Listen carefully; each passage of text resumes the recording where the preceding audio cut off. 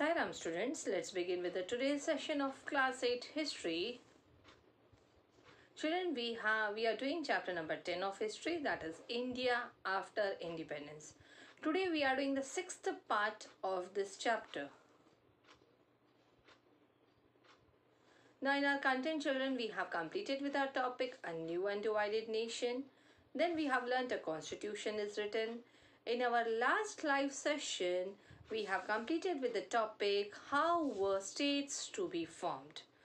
And in today's session, we are going to learn the topic planning for development. But before starting with the today's topic, just we will have a quick recap of what did we learn in our last topic. See, in that you have seen the Congress leaders, they would now go back on their promise and they created great disappointment. How they created disappointment? The Kannada speakers, Malayalam speakers, the Marathi speakers, they had all looked forward to having their own state. Okay, so the strongest protest, however, came from the Telugu speaking district of what was the Madras presidency. Then we saw how the Telugu speakers, as the fast, one of the speaker went for the fasting, okay, hunger strike. Then how it happened, then we saw everything in that, okay, how they protested to have their own state. So as the fast went on, it attracted many supports, even the hartals and the bands were observed in many of the towns. So finally, we saw that in December 1952, after 58 days into his fast, that Sriramalu, he died, right? This is what we have learnt in that session. Then we saw on 1st of October 1953, the new state of Andhra came into being, which subsequently became Andhra Pradesh. We have learned this also in our last topic. Then you have seen about the States Reorganization Commission was set up, which submitted its report in 1956, recommending the redrawing of district and provincial boundaries to form compact provinces of Assamese, Bengali, Oriya, Tamil, Malayalam, Kannada and Telugu speakers respectively, right? Then after that, we have seen the maps that were showing you the bifurcation of the Indian provinces and the princely states that was on 14th August 1947. Then the second map was showing you the princely states and the erstwhile princely states and the other states, that is as per 1st November 1956.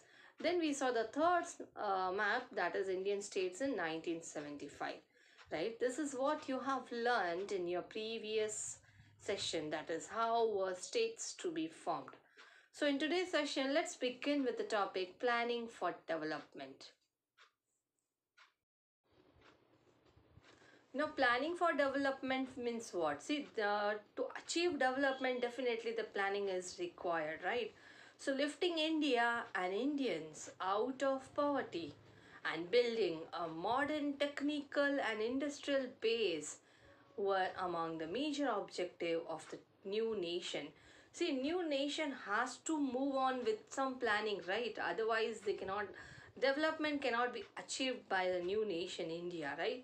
So the two main objectives that were there, that is lifting India and Indians out of poverty. Those who were below the poverty line, those who were in poverty, they should be lifted up, okay? And the second was building a modern technical and industrial base for the Indians. So these were the two major objectives of the new nation.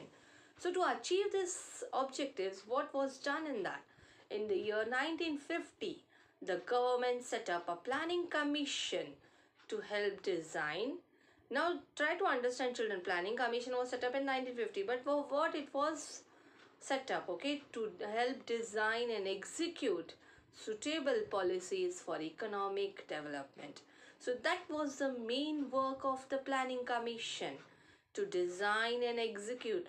First they will design what policy should be adopted, and then the execution will be done on that for economic development, okay. Then there was a broad agreement on what was called a mixed economy model. Now we'll try to understand what is the meaning of that mixed economy model. Now what is that mixed economy model? See here, both the state and the private sector would play important and complementary roles in increasing production and generating jobs. Now, very first thing, mixed economy means that is an agreement between the state and the private sector. Okay, so private sector and the state government has to work together. They will play a very important role as well as the complementary roles in increasing what? For the first thing, the production will be increased, and the second thing, they will be generating job opportunities. Okay, so this is the meaning of the mixed economy, okay, where the state and the private sector would play important and the complementary role in increasing production and generating jobs.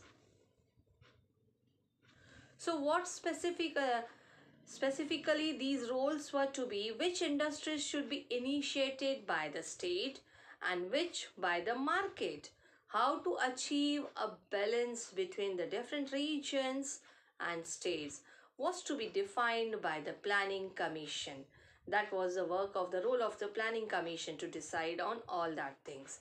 Okay, there should be a proper balance between the regions and the state. So what happened after that? In 1956, the second five-year plan was formulated. Now from the word itself, second five-year plan, that means the planning that is done for 5 years. Like what are the, you can say, the achievements that will be done. The targets have been has been decided, and they need to be fulfilled during the duration of that 5 years.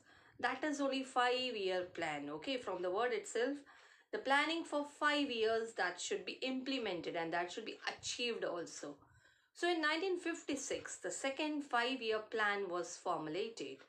This focused strongly on the development of heavy industries such as steel and on the building of large dams.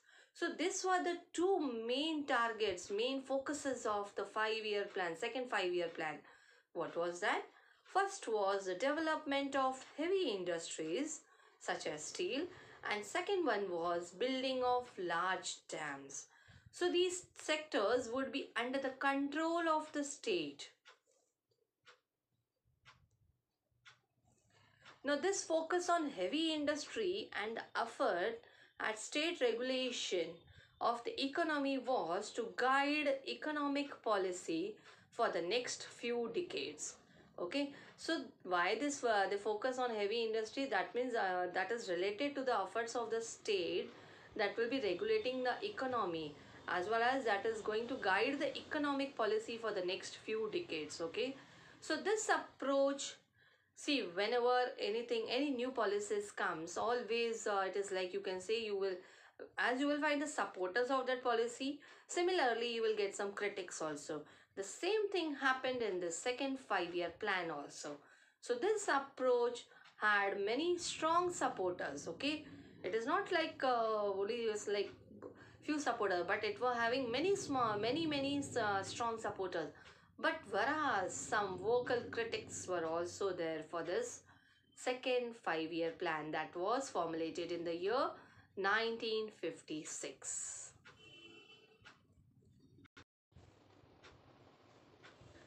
And what are the views of the Pandit Jawaharlal Nehru that has been given in your textbook, Nehru on the 5-year plans? Okay, what did he say? Prime Minister Jawaharlal Nehru, he was a great supporter of the planning process. So he explained the ideals and the purposes of planning in a series of letters he wrote to the chief ministers of the different states. In a letter of 22nd of December 1952, he said that behind the first 5-year plan lies the conception of India's unity and of mighty cooperative effort of all the peoples of India. He was a very great supporter, okay, for that 5-year plan. So this is a letter he has written on 22nd December 1952. Then he has added, we have to remember always that it is not merely the governmental machinery that counts in all this, but even more so the enthusiasm and the cooperation of the people. See, unless and until people will not implement on the 5-year plan, he is talking about the first 5-year plan. Okay, that was in the year 1951 to 56. Then the second 5-year plan was in the year 1956 formulated in the year 1956, right? So now he is talking about that our people must have the sensation of partnership in a mighty enterprise of being fellow travelers towards the next goal that they and we have set before us. See, that is the reason, like that 5 year plan that includes the goals that to be achieved, that need to be achieved during that 5 year planning. Okay, the plan may be and has to be based on the calculations of economists, statisticians, and the like, but figures and statistics, very important as they are, do not give life to the scheme. That breath of life comes in other ways, and it is for us now to make this plan, which is enshrined in cold print, something living, vital, and dynamic, which captures the imagination of the people. This is what, in the support of the first 5 year plan, he has written all these things. Then here the image has been shared with you children, that is given in your textbook. See that 5 year planning, the main focus was on development of the heavy industries, right? We have seen that, as well as building of the large dams. So a bridge on the Mahanadi river constructed to control the flow of water. Now the bridges and dams, they became the symbol of development in independent India. Then one more image has been shared with you, that is work going on at the Gandhi Sagar Bandh, that is dam. Okay, so this was the first of the 4 dams built on the Chambal River in Madhya Pradesh. This work was completed in the year 1960.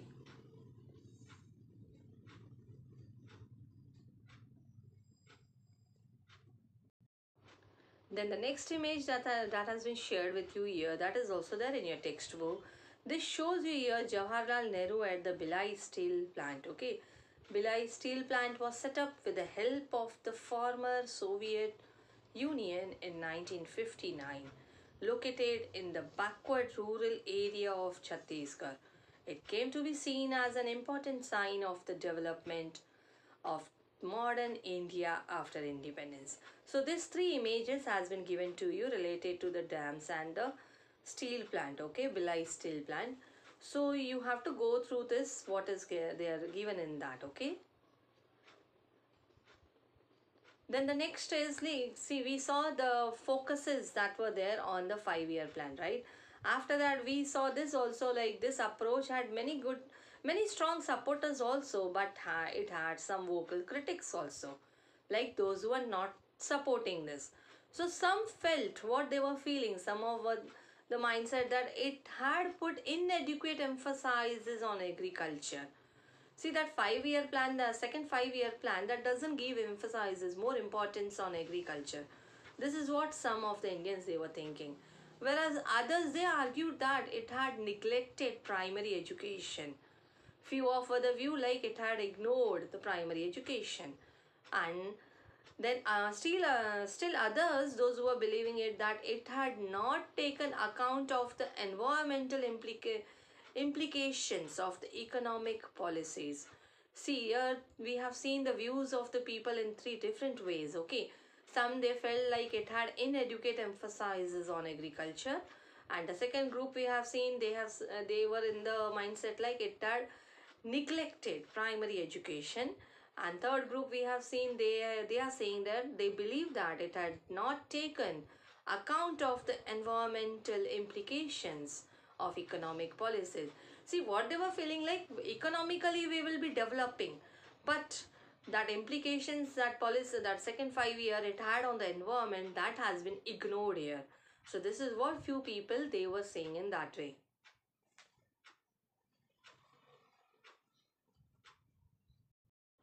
So here in this we will see as Mahatma Gandhi's follower Mirabin, she wrote in 1949 something related to the second 5 year plan. Let's see what is that.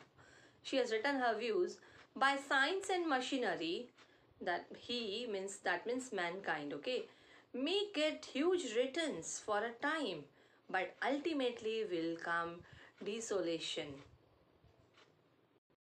So what she has told here, he make like mankind may get the huge returns. See, economically we will become sound by using machinery and science. This is what Miraben has written. But ultimately will come desolation. Desolation means, you can say, it means a state of emptiness, like where destruction, it will lead to destruction. Because science and machinery, see, we saw a few people, they were arguing in that way, like the environmental implications has been ignored, okay. Even she is also one of the supporter here now. Miraben has told in that way, wrote in 1949. Then she has supported here, like we have got to study nature's balance, okay, and develop our lives within her laws. If we are to survive as a physically healthy and morally decent species. Now here she has focused that, see, science and machinery will definitely lead us to the development, okay. In the long term it is going to achieve that, economically we will be developed, okay, but then ultimately it will come to desolation. That means it will lead to destruction and the emptiness. So what she has focused, we have got to study nature's balance and we have to develop our lives within her laws. See, she's one of the supporter of the nature, okay. So she environmentalist, okay. So she has given the support to the nature. Nature need to be balanced in this. If we are to survive as a, this is what she has indicated, like if we want to survive physically healthy and morally decent, then we definitely need to have something to balance the nature, right, okay. Otherwise our the laws that the nature has given us should be followed well. If the people are going beyond that, if science and machinery has been used beyond that, definitely that will lead to destruction. So this was the views of the Miraben, one of the great follower of Mahatma Gandhi's. She has written in the year 1949. So children, here in today's session we have completed with the topic planning for development. Now what did we see in that planning for development? The very first thing we saw, the two main important objectives of the new nation. What was that? Lifting India and Indians out of poverty and building a modern technical and industrial base. Right? These were the two main objectives of the new nation. Then to achieve that, what was done in the year 1950, the government set up a planning commission. What was the main role of the planning commission? To help design and execute the suitable policies for economic development. Then we saw the agreement that was called as a mixed economy model, right? Then after that we saw in 1956 a second 5-year plan was formulated. The main focus, this focused strongly on the development of heavy industries such as steel and on the building of large dams, right? These were the two main things. Then we saw there were many supporters also for the second 5-year plan, but some critics were also there. After that we saw the views of the Nehrus on the 5-year plans. Prime Minister Jawaharlal Nehru's views on that. He was a great supporter of this.